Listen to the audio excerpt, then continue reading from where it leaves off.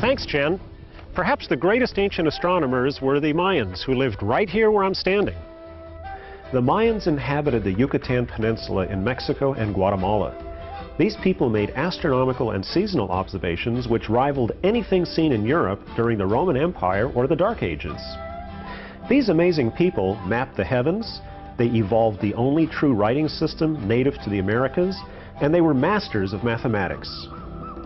They invented calendars that are still accurate today, and without metal tools, beasts of burden, or even the wheel, they were able to construct vast cities with an amazing degree of architectural perfection and variety. The largest structure at this site is El Castillo, the castle. That these temple builders were mathematically precise in their architectural designs is borne out by the natural phenomena which occur during the fall and spring equinoxes. In the spring, as the sun rises, the shadow cast on the steps appear to form the body of a serpent which slithers down the stairs. Here at Chichen Itza, there is a structure unlike anything else ever created by the ancient Mayans. It's called El Caracol, and it actually looks like a modern observatory. Its design didn't function the same way as our modern observatories. Instead, its walls contained many windows.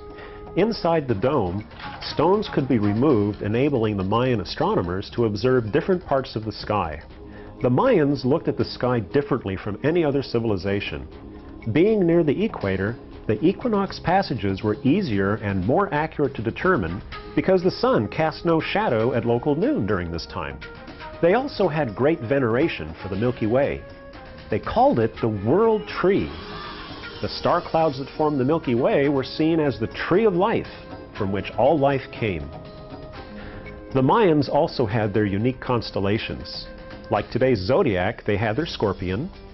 Gemini, which appears to us as twins, however, was seen as a peccary, a nocturnal animal in the pig family.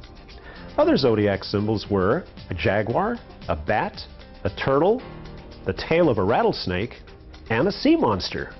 Because they looked at things differently, perhaps it's not surprising that the Mayans had a different mathematics as well. We use a numbering system based on 10 digits, but the Mayans used a system based on the number 20. Sounds a little bit complicated, but in fact it was more efficient for counting than some of the older systems used in Europe a long time ago. The Mayan counting system required only 3 symbols: a shell representing 0, a dot representing a value of 1, a bar representing 5, and a shell with a dot representing the base number 20. There are 2 advantages to the Mayan counting system. The first of these is the idea of 0, which many civilizations at that time did not have. Second, they only used 3 symbols to represent lower and higher numbers. In Rome, multiple symbols were used: I's for 1, V for 5, X for 10, L for 50, C for 100, and M for 1,000.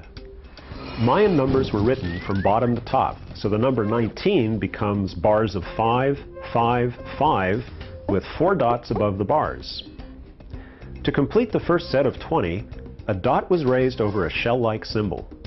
To get 21, the elevated placement of the dot remained to represent 20, and a dot was added underneath to represent 21. Then the counting cycle for the next 20 began again. So what do you think the number 40 or 41 would look like? In Europe at this time, people still struggled with the Roman numeral system. That system suffered from 2 serious defects. First, there was no 0. And second, Roman numbers were entirely symbolic, having no direct connection to the number of items represented. So, are you ready for a challenge? Okay. Working together, try adding 21 and 33 using the Mayan system. Then try adding 21 and 33 using Roman numerals. This is a good time to pause the program. So how did you do? Let's check your work. In Mayan, the number 21 is represented as dot, dot. 33 is 2 bars equaling 10, 3 dots for units, and an elevated dot representing 20. Adding together, you get 54, which is 2 bars, 4 dots, and 2 elevated dots. Easy to decipher. In Roman, you have XXI plus XXXIII equals LIV.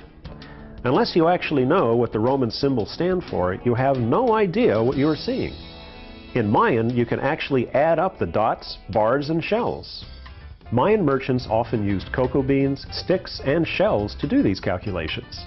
From these three symbols, the Mayans could do everything from the simplest arithmetic needed for trade to keeping track of astronomical events, both past and future. Speaking of astronomy, remember how I said the Earth's axis was tilted at 23.5 degrees?